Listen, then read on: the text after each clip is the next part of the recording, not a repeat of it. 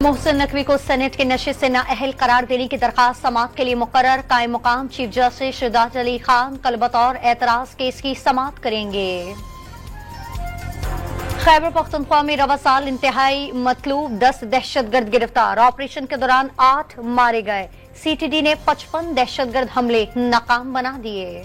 कराची में सुपरमार्केट सुराबगोट से कलदम TTP के 2 सहूलतकार गिरफ्तार। गैर कानूनी ट्रक अड्डा चला रहे थे। कब्जे से दहशतगर्दी के लिए फंडिंग की कसीर रकम बरामद। कनकोट में SSP के स्क्वाड में शामिल पुलिस मोबाइल टायर रॉड टूटने से उलट गई। 4 पुलिस एहलकार मौके पर ही जान बहक, 3 जख्मी हो गए।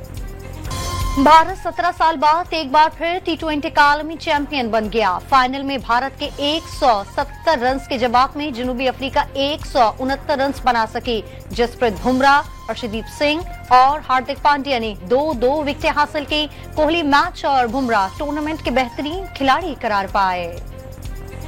वज़ीर आज़म ने फौरी तौर पर PWD की तहलील का अमल शुरू करने की हिदायत कर दी।